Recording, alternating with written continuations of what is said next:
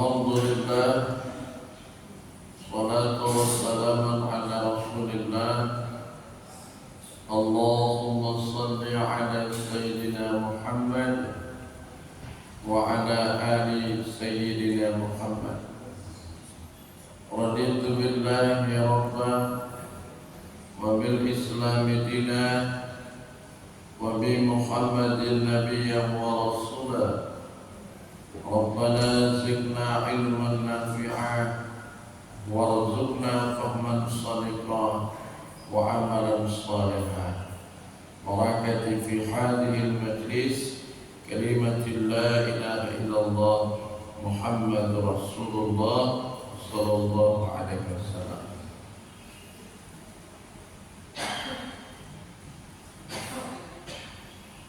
Bapak Ibu sekalian jemaah, hari ini kita bertemu pada hari Sabtu. Quran menyebutnya dengan nama Sabat.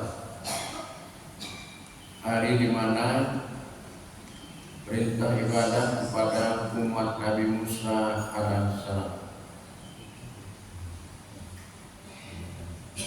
Tanggalnya sama dengan kalender Hijriah. Ahad 11, Sabtu 11 Januari 2025. Kalendernya sama dengan kalender Islam 11 Rajab 1446 Hijriah. Karena kebetulan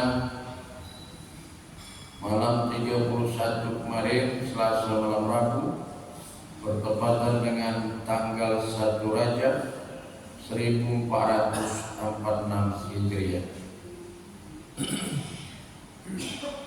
Hari ini tentu saja pengajian kita berbeda dari yang lain.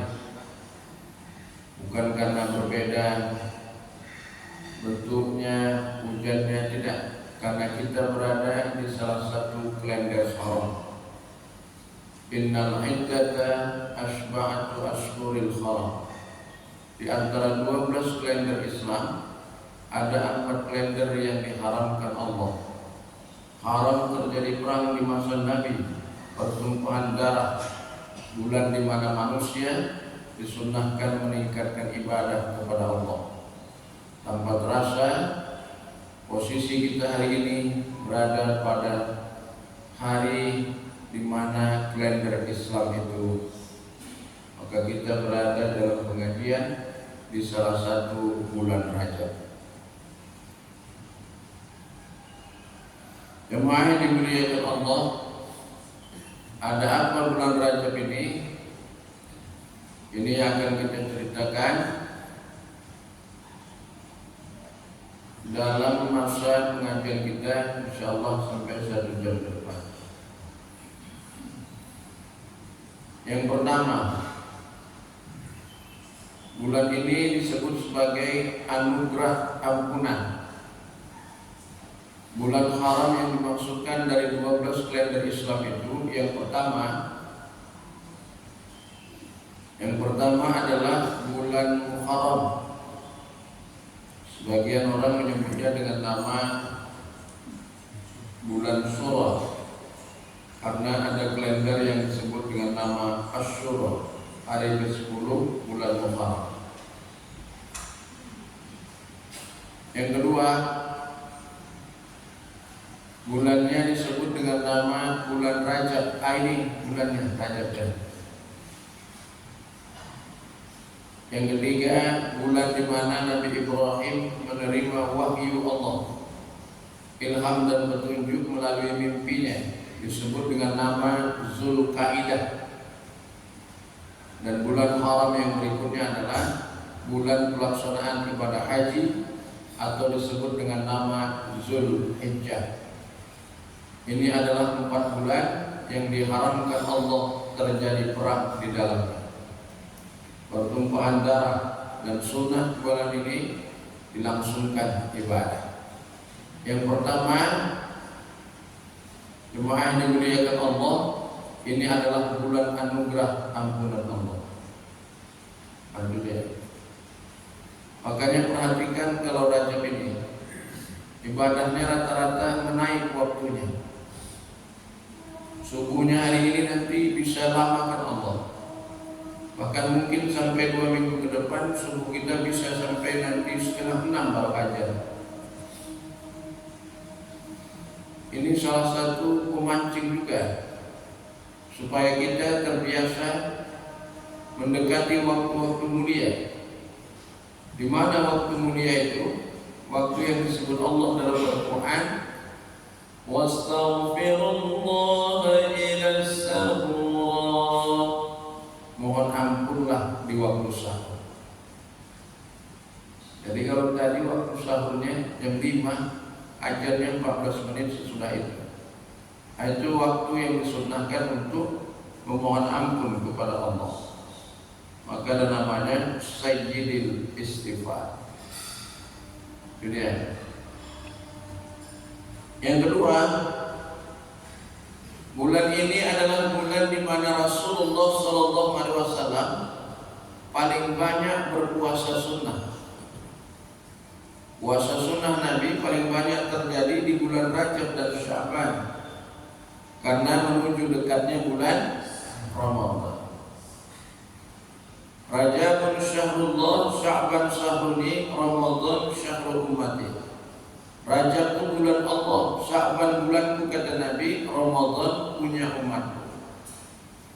Maka kita kalau mau puasa sunnah, atau yang lebih pasnya lagi dalam ilmu fikih namanya puasa qadha, puasa sebelum masuk puasa.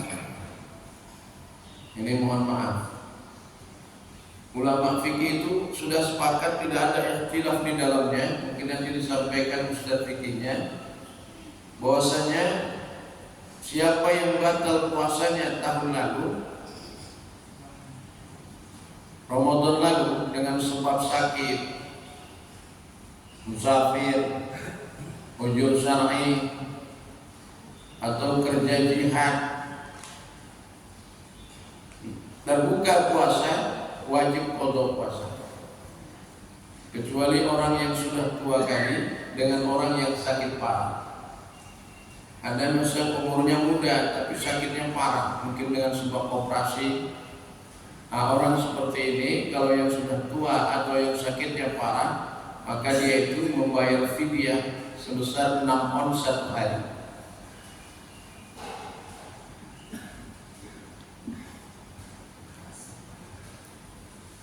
Yang di generasi lagi berarti ya, tenang, luar biasa. Ya. Tadi jemaah dimuliakan Allah, ada namanya qadha puasa. Siapa yang disuruh qadha puasa ini? Orang yang batal puasa dengan sebab syar'i. Diberikan batasan dari mulai habis Ramadan tahun lalu sampai sebelum masuk Ramadan ini, utang puasa mesti sudah dilunasi. Itu sepakat ulama yang wajib diqadha. Apalagi perempuan kan ada, mohon maaf, haidnya ya, itu diqadha puasa. Tapi kemarin ditanya ke Ati Lincik berapa hari batal puasa, dia bilang banyak Ustaz, 11 hari. Yuk, panjang kali haidnya. Bukan haid katanya, haidnya cuma 5 hari Ustaz, halangannya 6 hari. Oh beda rupanya. Halangannya apa Kak? Kemarin belanja ke Petisah katanya, gak tahan kali. Ada tempat minum es colding dekat Kampung Lalang, namanya Gede Tutup. Gedenya tutup tapi kakinya nampak, mana kaki di bawah. Ya. Jemaah dimuliakan Allah, wajib qadha puasa. Bapak juga gitu, dengan sebab sakit, ujur syar'i. Kalau yang sakitnya parah bayar fidyah. Tapi kalau yang sakitnya cuma pitam, demam, apalagi demam puyuh, udah wajiblah qadha puasa. Berikutnya banyak puasa di bulan Rajab Sya'ban. Sekali kalau Bapak lihat subuhnya, sahurnya saja boleh jam 5, karena subuhnya masuk 5.15, nanti berkurang terus ini, naik terus ya sampai setengah 6. Yang berikutnya, bulan Rajab ini adalah bulan peristiwa di mana terjadi sebuah peristiwa akbar atau spektakuler. Bahasa kita namanya mukjizat kenabian. Apa peristiwa ini? Diabadikan Allah dalam Al-Quran pada surah Al-Isra. Peristiwa ini disebut dengan nama Isra wal Mi'raj Nabi. Hampir semua ulama tarikh sejarah secara sepakat mereka bahwasanya pelaksanaan ini terjadi di bulan Rajab. Tanggalnya nanti 27 Januari sama dengan 27 Rajab, sama tanggalnya. Subhanalladzi asra bi'abdihi laylan minal masjidil haram ilal masjidil aqsa alladzi barakna hawlahu linuriyahu min ayatina innahu huwas sami'ul basir. Ayat ini adalah peristiwa yang luar biasa. Orang dulu tidak percaya perjalanan dari Masjidil Haram Mekah menuju Palestina itu tidak bisa ditempuh sembarangan. Kuda tidak bisa dipakai perjalanan panjang di atas 15 hari karena dia tidak bisa menyimpan air dan membawa bekal. Kendaraan ketika itu yang bisa dipakai hanyalah unta. Dan perjalanan dari Mekah menuju Palestina 30 hari perjalanannya. Pulang pergi 60 hari 2 bulan. Tiba-tiba datang cerita bahwasanya Nabi berangkat ke Sidratul Muntaha sampai keliling langit dan bumi cuma 1 malam. Maka mereka ketika itu semuanya tidak percaya. Walaupun sebagian kecil dari mereka akhirnya percaya, dan sebagian besar setelah iman kepada Allah setelah Allah tuliskan peristiwa ini dalam Al-Quran, maka akhirnya wajib percaya. 30 hari perjalanan, mana yakin orang? Tapi kalau misalkan mereka hidup masa saat ini, mungkin akan terjadi. Mohon maaf sekali. Pemerintah kita tahun 2001, 2003, presidennya ketika itu Hajah Megawati Soekarno Putri. Itu jadi presiden. Ketika itu tahun 2003 membeli pesawat tempur dari Rusia, namanya Sukhoi namanya. Pesawat ini second yang sebenarnya, tapi ini pesawat dari Rusia, pesawat tempur terbaik. Dikirim dari Lanut Halim Jakarta menuju Aceh ketika itu, karena terjadi rombakan di beberapa daerah di Aceh ketika itu.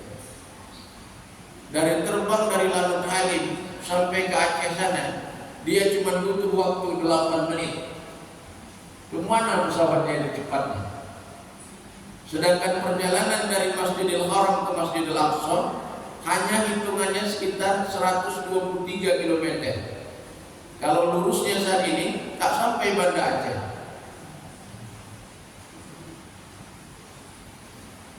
Kalau mereka dulu bisa tak percaya perjalanan ini, tapi kalau saat ini mesti percaya. Tuh. Tapi sayangnya terbalik kalau kita sekarang ini. Kita saat ini bukan tidak percaya perjalanannya, tapi lebih parah lagi, kita tidak percaya dengan isi mi'rajnya. Itu masalah. Ini masalah juga ini. Apalagi sudah ditegaskan Allah, tidak ada satupun manusia di muka bumi yang bisa mengelilingi langit dan bumi ini kecuali dengan izin Allah. Ya ma'syaral jinni wal insi in istata'tum an tanfudhu min aqtaris samawati wal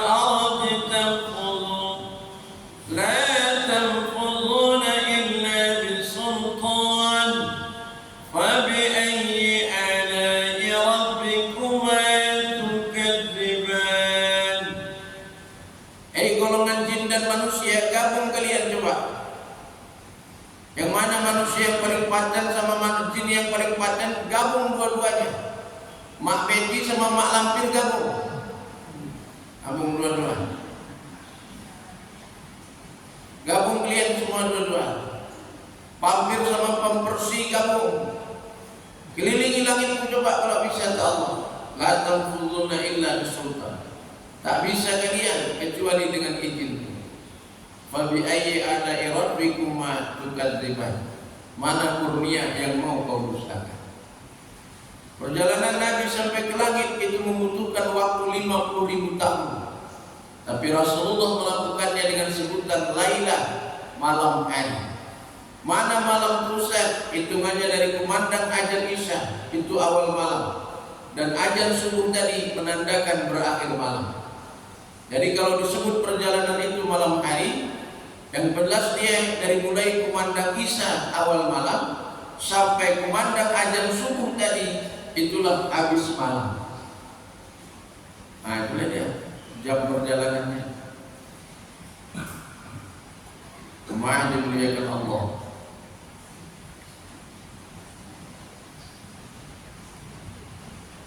Katanya Ustaz, sudah ada orang yang mencapai bulan. Ada.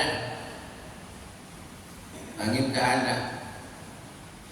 Itu hanya lepas bumi. Ada memang orang Rusia. Pertama kali orang Amerika keturunan Rusia dinaikkan ke sana.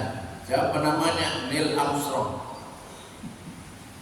Bisa kakinya mencecahkan kaki ke bulan, benar. Tapi nggak ada apa-apanya Neil Armstrong dibandingkan orang Medan. Karena orang Medan belanjanya pun di matahari. Apa nggak ngeri ya? Nggak ada kebakar. Dompetnya dibakar. Merah jadi kuning duitnya. Jemaah dimuliakan Allah itu. Tak ada manusia yang bisa sampai matahari, tak ada. Karena kekuatan atmosfernya terlampau tinggi. Jemaah dimuliakan Allah, tapi satu yang ketika ini menjadi ujian buat kita, pelajaran berharga. Bahwa ketika Neil Armstrong diundang ke Mesir, ketika itu ramai memperbincangkan masalah macam mana suhu di sana. Bertanya secara ilmiah para mahasiswa. Karena daerah-daerah Islam, maka setiap kumandang azan diberhentikan. Maka bersaut-sautanlah azan dari masjid, namanya pun daerah Islam. Ketika itu Armstrong terkejut mendengarnya. Sautan ini seringkali terdengar, terlintas dia ketika dia berada di bulan. Berarti betul kata Rasulullah, azan itu terdengar sampai ke langit. Jadilah betul-betul azan sampai ke langit didengar. Makanya di dalam ilmu fikih, orang yang azan itu yang pahalanya paling besar. Bilal namanya. Dulu yang memandangkannya orang berkulit hitam, namanya budak Bilal. Bilal itu suaranya tidak merdu, cuma pekiannya kuat. Jemaah yang dimuliakan Allah, inilah akhirnya yang disuruh Rasulullah menjadi kumandang azan. Itu makanya Bilal sama imam dia dilantik dia, tidak bisa diganti-ganti sembarangan. Dia dilantik. Jemaah yang dimuliakan Allah,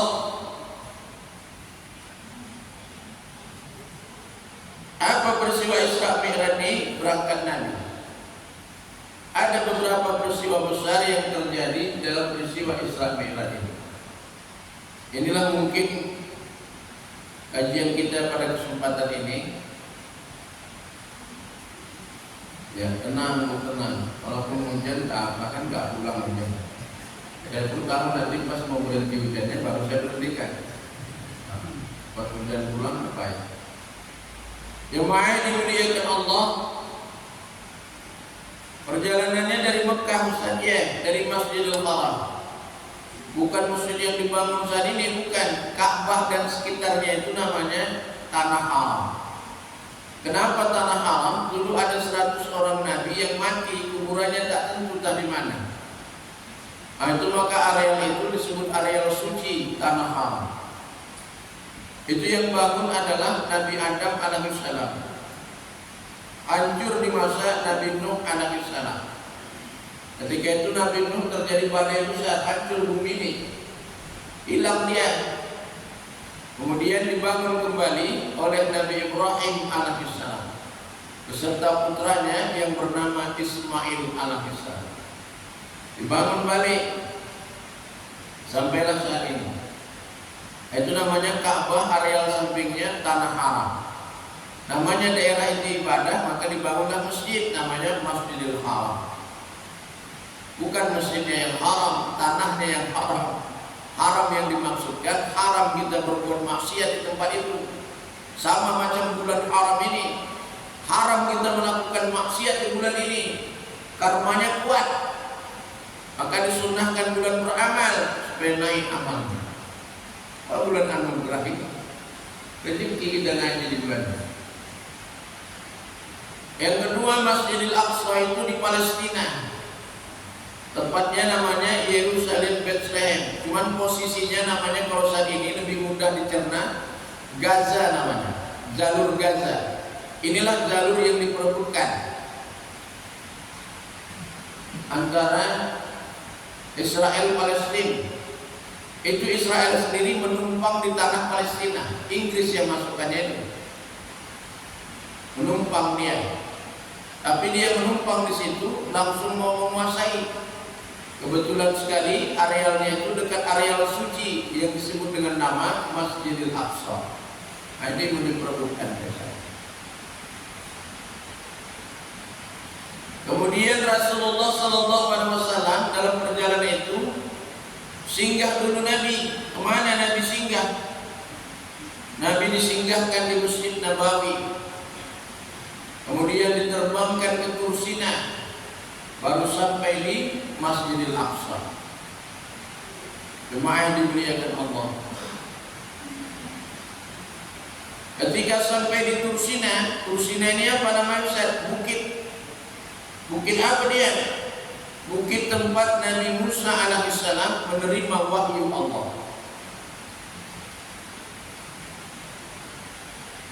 Musa ini pertanyaannya lain-lain ketika itu ditanya, ya Allah, apakah engkau itu mengantuk? Tanya dia. Lalu kata Tuhan, Musa, coba kau ambil itu tampah kaca, kau pegang gini.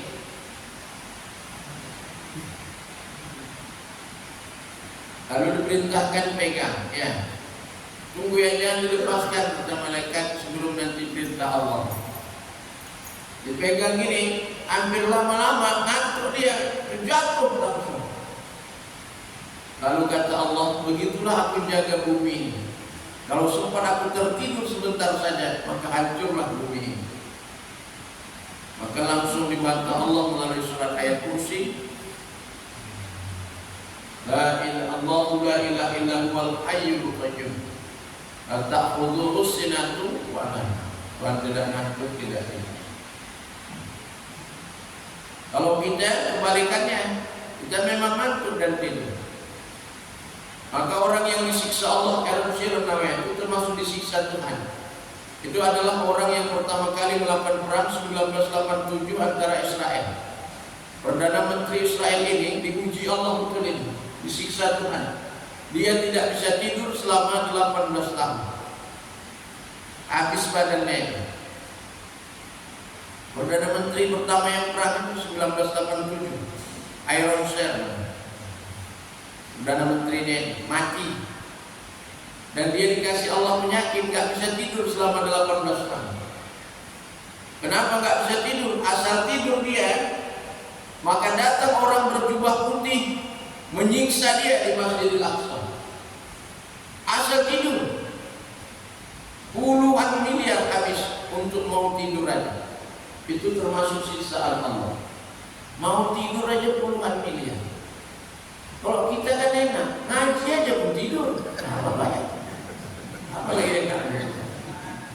Itu jemaah dimuliakan Allah. Sedap kita. Enak, kadang wirid pun bisa tidur kita. Khutbah Jumat tidur. Apalagi khutbahnya santai kena AC siang. Begitulah. Pikirnya khusyuk, rupanya gitu. Itulah enaknya kita nikmat pasti Allah.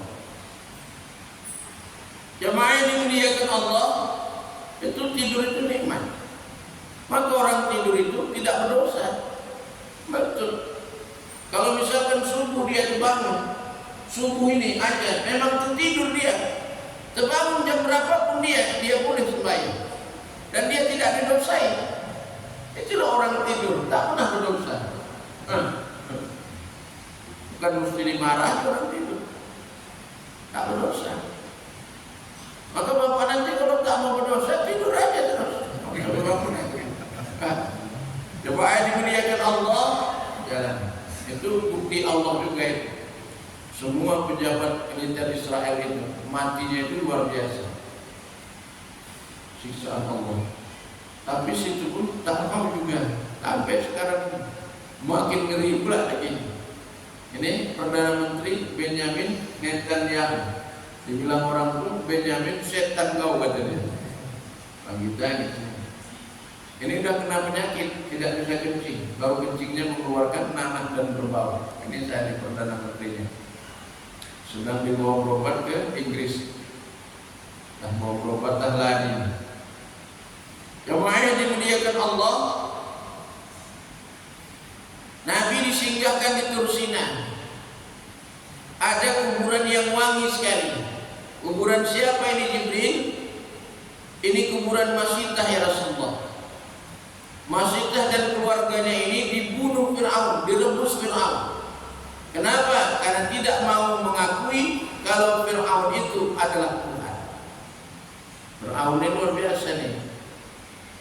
Diabadikan nama di Al-Quran. Ana rabbukumul a'la ya Musa. Aku Tuhan yang tinggi Musa. Aku Tuhan dia. Maka mereka tahu kalau dia itu lahir dari perut ibunya. Memang dia ini orang kedua yang lahir dalam sejarah yang dibelah perut ibunya. Dibelah perutnya. Enggak melalui, mohon maaf, tidak melalui persalinan. Yang kedua adalah Raja Yunani yang masuk namanya abadi sekarang ini, Julius Caesar. Tulisannya Julius Caesar.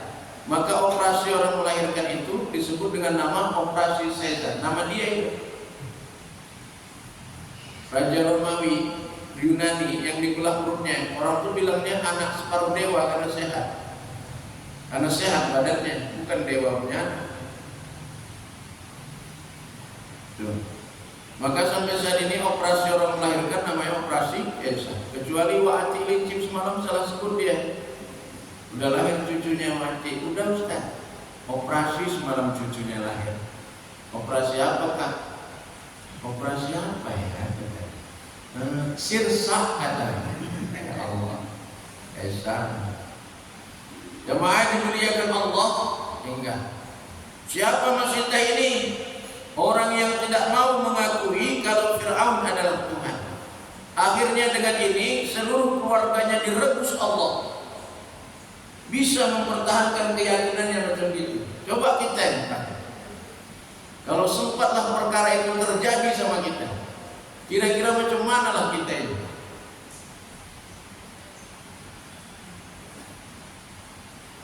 Banyak pun sudah terjadi. Kalah kita kan.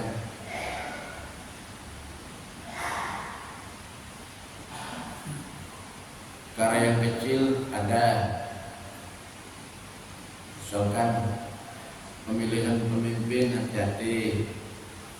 Kalau ada yang Kristen dan Muslim, secara hukum kalau dipilih tak boleh. Kayaknya nih caleg Kristen. Oh, nggak bisa. Aku sekeluarga kuat imanku. Gopek satu orang, itu baru bisa, itu baru. Kalau pas itu namanya toleransi lah, mulailah itu lupa terus, bentar aja. Coba lihat tengok ini mohon maaf maaf sekali jangan tersinggung. Dari kecil di sekolah kan SD, ada lagi ngaji maghrib, masuk MDA lah, naik terus SMP, sanawiyah. Ada yang sampai plus ada naik lagi aliyah SMA, makin kalian. Tiba-tiba masuk kerja, mantap tawaran kerja ke luar negeri. Saat ini mohon maaf sekali, dari 153.000 tenaga kerja yang bekerja untuk perjudian online di beberapa tempat, 85% adalah orang Islam. Kalau tamat sekolah dikasih pekerjaan haram, sudah tahu dia kalau ini dilarang Allah. Kamu kerja ini haram, ini kerjanya. Sudah tahu kerjaan ini diharamkan Allah, dilarang agama. Bukan ini saja, banyak lagi kerjaan yang lain. Bekerja di pub, diskotik, tempat perzinahan, kan nggak boleh dia.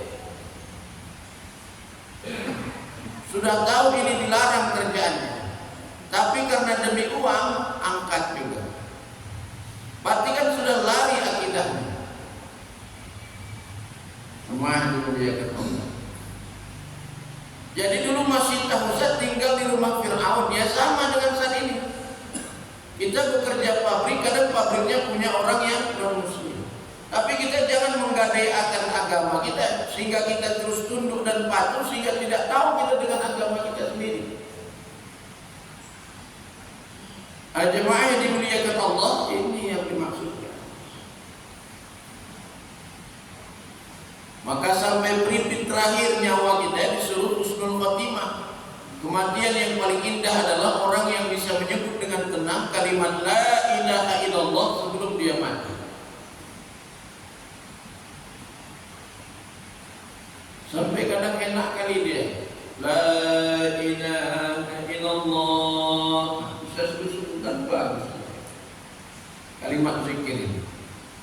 Sampai kata Nabi, siapa yang nanti akhiru kalamihi qauli la ilaha illallah dakhala jannah. Kalau berhasil kau tutup usiamu tadi husnul khotimah dengan mengucapkan la ilaha illallah, masuk surga. Berat ini, ngomong mudah. Maka kita sunnah bantuan. Kalimat terakhir sebelum repeat, habis. Maka ditalkinkan. Orang sakit kan sunnah zikir. Wa la ilaha itu. Tapi bilang la ilaha, dan bilang wa nyebut, wa nyebut, wa nyebut, ya wa nyebut, wa nyebut, wa nyebut, wa nyebut. Ikut di wa lah, but. Banyak-banyaklah mengucap wa di telinga tadi sambil nangis, mengucap wa ya diucapkannya lah cap. Apalagi kecap bangun naik 12%. Jemaah dimuliakan Allah, siapa orangnya ini? Masyidah. Diziarahi Nabi, ya. Siapa ini ya Jibril? Orang yang mempertahankan tauhidnya demi menjaga segala sesuatu. Jaga kita ini. Yang kedua, ketika pesawat buruk tadi, buruk binatang terbang tinggi macam bikal dan keledai, yang dinaiki oleh 3 malaikat tadi di tengah, ketika melintasi mau ke Aqsa, itu ada sungai panjang namanya Tigris, sungai hitam. Lalu dilihat Nabi, ya Jibril, di situ banyak kali orang berenang dekat tepian, masuk ke dalam lautnya tapi tenggelam. Tapi yang lain ikut kembali berenang, enggak juga sampai tepian tenggelam. Siapa mereka ini ya Jibril? Nangis juga Nabi. Umat Muhammad, umatmu ni Muhammad. Aduh. Siapa mereka ini Jibril? Ini orang yang ngejar dunia. Dikejar-kejarnya dunia tadi, tak dapat-dapat. Dunia ini macam itu, tak dapat-dapat.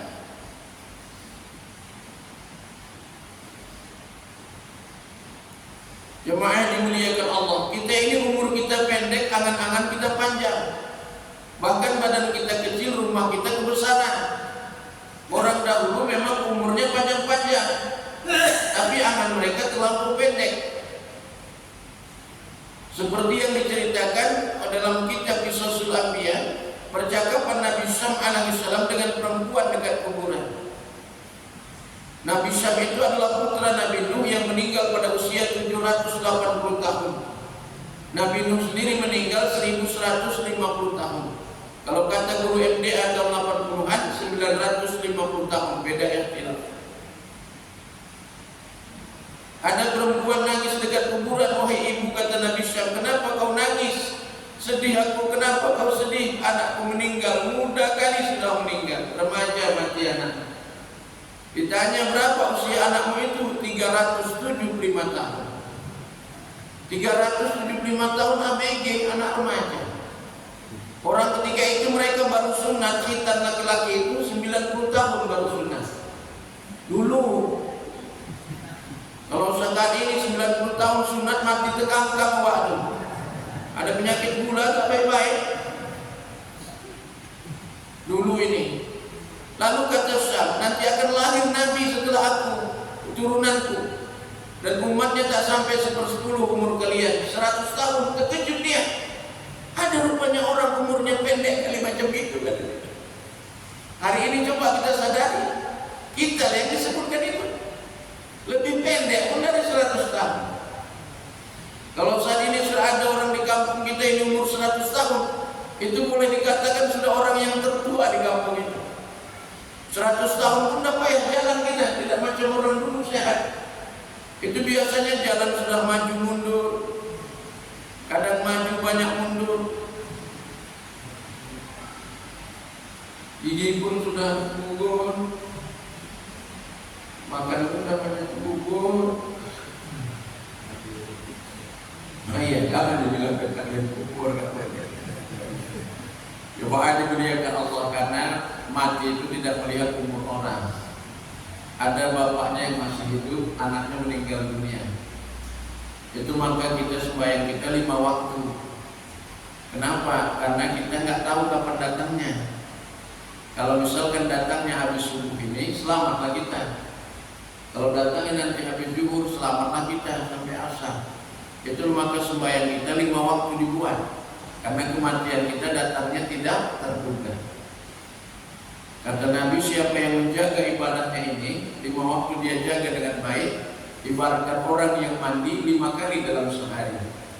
Kalau dah mandinya 5 kali dalam sehari dengan air yang bersih dan putih, kira-kira macam mana kata Nabi? Tanya Umar bin Khattab. Dijawab Umar, ya Rasulullah, orang itu tentu bersih ya Rasulullah. Fil dzunubi ilal akbari wal asghar ila sholati. Begitulah Allah hapuskan dosa besar dan kecilmu melalui sujudmu kepada Allah. Jadi sholat kita ini menghapus dosa. Apalagi ini kan sampailah kita ini terang surut matahari di masjid. Ini dihitung Nabi 70 ekor unta, sama dengan haji 70 mabur. Menunggu waktu subuh, kemudian subuh berjemaah sampai naik surut matahari. Jemaah dimuliakan Allah, apalagi kita di masjid pasang niat nawaitul i'tikaf billahi ta'ala. Ini luar biasa. Kalau mati syahid ini, mau nggak percaya mati aja bapak ini dan kenapa nih? Syahid terus. Jemaah dimuliakan Allah. Siapa orang ini? Umatmu yang masuk ayat ini ngejar dunia, kejar-kejar kali, tak nampak. Mana bisa? Kadang-kadang ada orang yang berpikir gini, kalau tanya-tanya orang, malu nggak kita? Enggak bertobat, nantilah katanya. Kalian lama lagi begitu. Rupanya tiba-tiba terdengar kabar meninggal dunia. Apalagi kemarin mendengar manalah mereka ini. Ada 16 orang anak muda mati dalam menunggu miras oplosan, mabuk dari jam 10 malam sampai jam 3 pagi, mati semuanya. Masuk rumah sakit, kebanyakan kurasa. Mati miras oplosan. Mati di dalam perutnya masuk bangkai yang haram. Gimana? Kalau tak kalah jengking aja dikubur.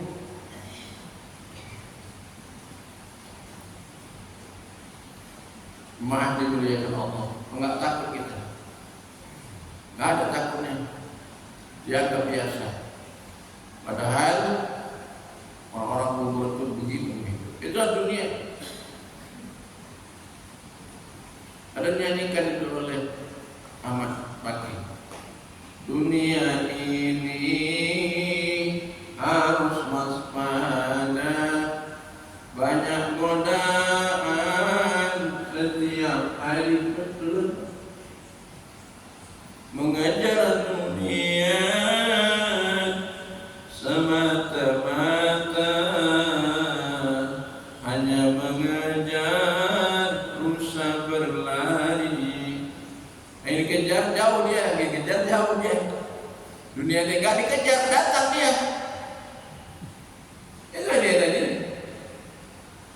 Jemaah dimuliakan Allah. Rezeki tak ditentukan.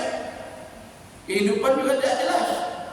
Namanya fayaghfiru liman yasha, kehendak bukan tentukan. Orang yang tak sekolah bisa lebih kaya daripada orang sekolah. Bahkan ada kadang-kadang orang yang sehat bisa lebih miskin daripada orang yang sakit. Ada orang yang terbatas keilmuannya tapi bagus. Jemaah dimuliakan Allah, jadi kebaikan.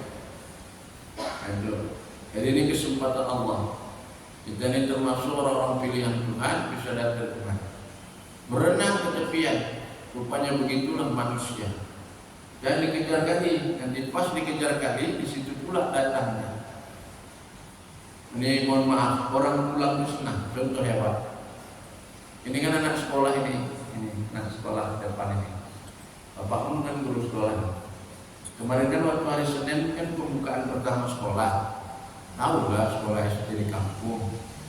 Ada aja alasan pulang cepat, rapatnya. Kan itu biasa. Namanya hari pertama sekolah. Apa ya? Itu anak-anak tuh kalau dengar pulang, jarang ada yang nggak senang. Ya karena kita baru pertama, jadi guru-guru mau rapat, pulang, senang betul pulang. Lompat, saking senangnya pulang, nggak kabar tasnya tinggal atau ada yang penting pulang. Orang pulang itu senang. Bapak misalkan nanti punya anak bapak di luar negeri, di Malaysia, Brunei, udah kerja minyak sekian tahun nggak pulang-pulang. Tiba-tiba dia telepon, Assalamualaikum ya, maaf, nanti tenang aja mama, nanti Ramadan ini aku pulang. Senangnya dia pulang. Ibu saking senangnya mendengar berita itu, asal ditanya orang pasti itu. Apa kabar indah di Brunei? Sehingga katanya Ramadan ini dia mau pulang, saking senangnya. Orang pulang itu senang. Tapi apabila banyak bekal bawaan, enak pulang. Maka orang mudik itu senang pulang. Ya betul di bandara ditarik di motor terang. Kemarin di Covid nggak boleh pulang. Di dalam truk orang itu bersembunyi supaya pulang. Ya betul, memang rindu pulang itu. Jadi orang pulang itu senang. Maka kita yang hidup di dunia bakal pulang kepada Allah. Senang nggak kira-kira? Mau lain? Namanya pulang ya mesti senang. Pulang Ustaz, jangan pulang yang itulah. Harus pulang. Orang yang hidup memang bakal pulanglah kepada Allah. Inna lillahi wa inna ilaihi raji'un. Sesungguhnya kita punya Allah. Wa inna ilaihi, dan akan dikembalikan kepadanya. Ini kan bahasa pasti namanya. Wa ilaihi, pasti dikembalikan kepadanya. Udah dibilang pasti pulang. Jadi orang pulang mesti senang. Gak nampaklah surganya, semua nikmat yang dijanjikan Allah, barzah kubur yang dijanjikan Tuhan, digambarkan kita nanti diberikan cahaya yang indah, subuh kita diganti dengan 70 jua, wah luar biasa. Orang yang majlis taklim Raudatul Jannah, taman surga, 500 tahun masuk surga, sampai wanginya di dalam surga luar biasa. Gak ada orang tua di surga. Ada orang tua bertanya kepada Nabi, ya Rasulullah, adakah kami di surga? Kata Nabi, enggak ada. Orang tua enggak ada di surga. Maaf Bapak ya, yang tua berat rasanya. Lalu Nabi membacakan ayatnya, Uruban atraban li ashabil yamin. Ternyata disebayangkan usianya. Itulah dia golongan kanan. Nanti masuk surga, gak ada yang tua. Dimudahkan itu macam 17 tahun. Bapak muda macam 17 tahun. Kalau masuk surga,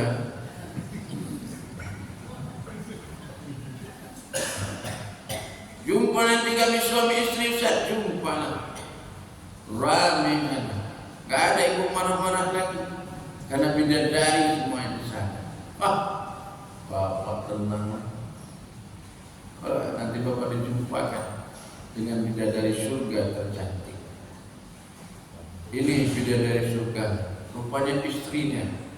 Itulah bidadari surga tercantik di dunia. Istri yang soleh. itulah istri. Nanti jadi bidadari yang paling cantik di surga. Cantik kali kau hari ini, kata suaminya. Siapa? Masa nggak tanda abang mati? Ya, siapa korban? Ya aku lah bang, hati licin.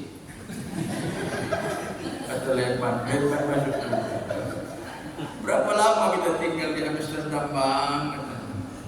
Ngaji kita sama, disindir-sindir ustaz kita. Oh, wangi kan di kau hari ini? Wangi kan? Dulu di dunia nggak wangi ya rupanya bang? Enggak, dulu Dewi Tunjung aja kau. Ada wangi bang.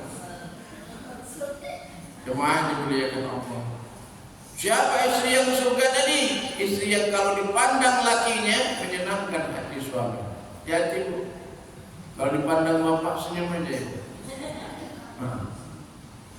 Lain kali pandangan hari ini bang juga ada tak senyum. Itu kata Leman, aku Ustaz kalau makan ditengoki aja sama biniku katanya.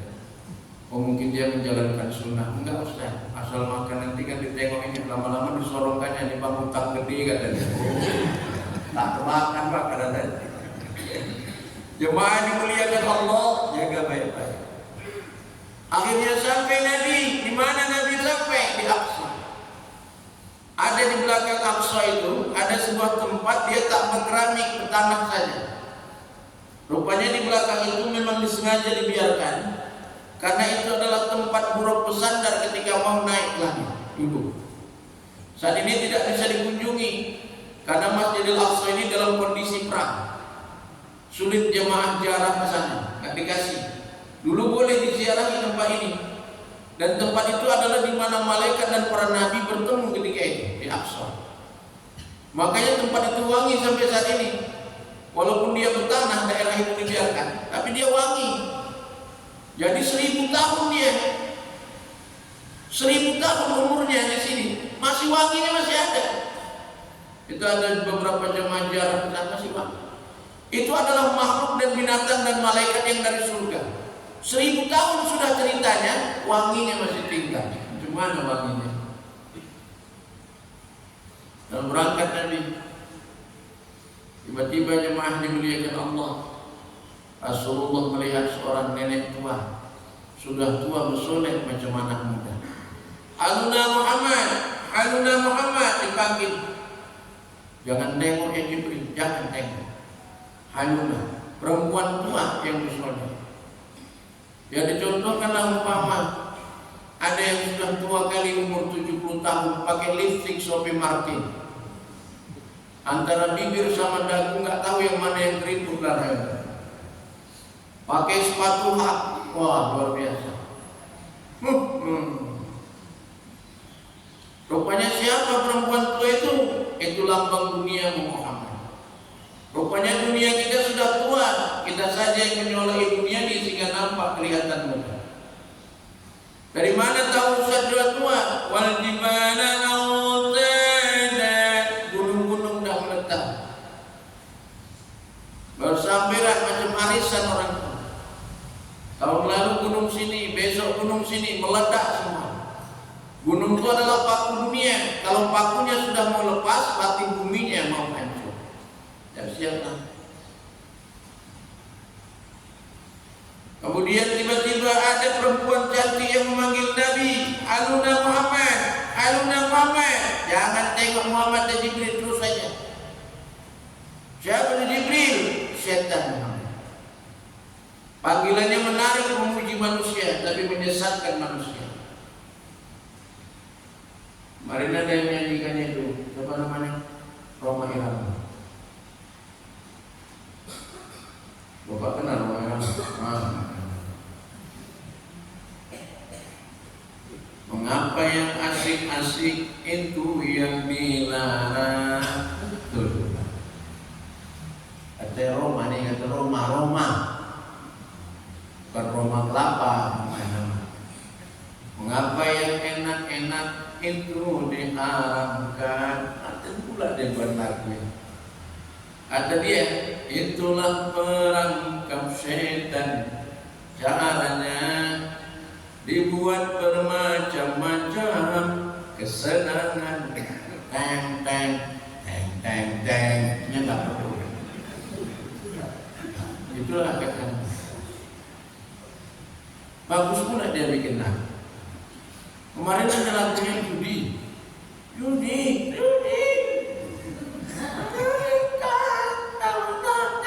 Betul bukan? Judi. Surga di waktu nyanyinya, rupanya waktu bandarnya rupanya nyanyinya.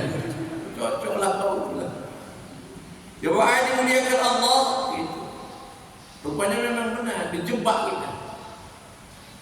Dijebak. Tanam dunia dijebak.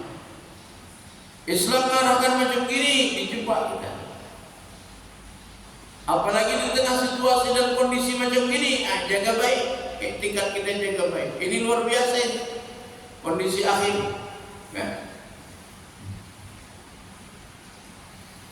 Jemaah dimuliakan Allah. Perempuan-perempuan kita dapat kerjaan, tapi kerjaannya nggak boleh pakai baju panjang, pakai jilbab, mesti pakai lengan pendek dan you can see. Kalau mau kerja sini,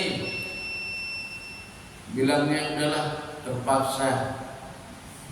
Dinyanyikanlah. Sungguh terpaksa. Terpaksa. Mana bisa terpaksa? Namanya kerjaan itu merusak akidah. Jangan. Siapa nanti yang meninggalkan sesuatu yang haram, maka dia akan diberikan Allah sesuatu yang lebih baik lagi. Itu janji. Fa'alhamaha fujuraha wa taqwaha. Nanti ku bentang dua jalan untuk kalian. Satu jalan fujur, satu taqwaha. Satu jalan maksiat, satu jalan takwa. Siapa yang memilih jalan takwa, nanti ku berikan jalan dari yang tidak disangka sama sekali. Jemaah dimuliakan. Sampai di langit pertama berjumpalah dengan Nabi Adam alaihissalam. Ini cerita yang sampaikan. Nabi Adam itu ada rupanya ruh yang di bawah ada ruh yang di samping ada ruhnya ada. Langit pertama itu indah, berjumpalah Nabi dengan orang yang disebut Abul Jasad. Jasad pertama yang dibuat Allah adalah jasad Nabi Adam alaihissalam yang diciptakan Allah dari tanah. Makanya kita ini diciptakan Allah dari tanah. Gosok muka kita ini, keluarlah tanahnya. Janganlah sok-sok kali. Ustaz bilang sok-sok kali. Tetanggaku sebelah itu sok kali Ustaz. Apalagi kalau naik mobil Fortunernya itu Ustaz. Gak tahu dia lagi yang mana kucing ayam ditabraknya. Sok kali Ustaz. Dari tanah juga itu Ustaz, dari tanah, kurasa tanah tinggi punya dia. Tetangga sebelah itu Ustaz gak sok, tapi ada aja masalahnya. Kecil dulu bermasalah, kawinnya pun kawin lari ku dengar itu ya. Kawin lari macam mana dia kawin lari? Payahlah kawin pakai lari, duduklah enaknya. Coba aja dimuliakan Allah. Tengoklah Ustaz, tengok bermasalah aja sampai mati kemarin masalah. Tanah juga tuh Ustaz, iyalah, rasa tanah sengketa udah dia. Siapa jasad Nabi Adam ini? Adam alaihissalam. Berjumpa dengan Abu Nur pertama yang diciptakan Allah, Nur Muhammad. Inilah perjumpaan dua manusia. Yang pertama nabinya, yang terakhir nabinya. Dijumpakan Allah di langit pertama. Lalu mereka ditanya, siapa itu Jibril? Itulah Nabi Adam alaihissalam. Jumpa. Macam mana jumpanya mereka ini Ustaz? Tunggulah nanti Sabtu kedua Februari saya tadi. Nanti nggak Sabtu kedua Februari. Kasihan lah. Jemaah dimuliakan Allah, sehat-sehat selalu. Mudah-mudahan nanti perjalanan kita di bulan Sya'ban, minggu Sabtu kedua di Februari, Sya'ban. Mungkin itu sekaligus penyambutan bulan suci Ramadan. Haji terakhir sebelum bulan suci Ramadan. Doalah kita. Nanti kalau di Ramadan dilanjutkan kan nggak ada sarapan lagi, itu terakhir harapan kita. Itu mau mobil rebus itu. Doa kita kepada Allah Subhanahu wa taala. A'udzu billahi minasy syaithanir rajim. Bismillahirrahmanirrahim. Allahumma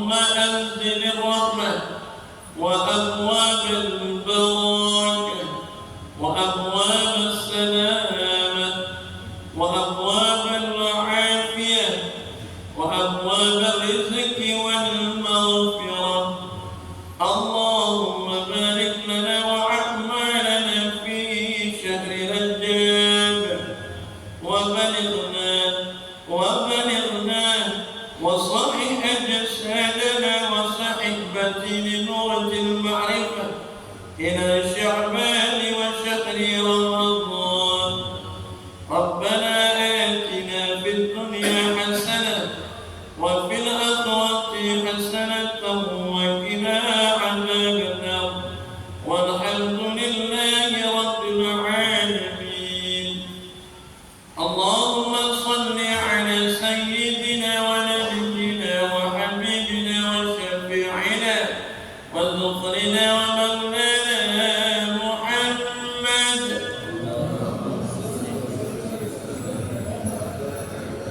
قبل الله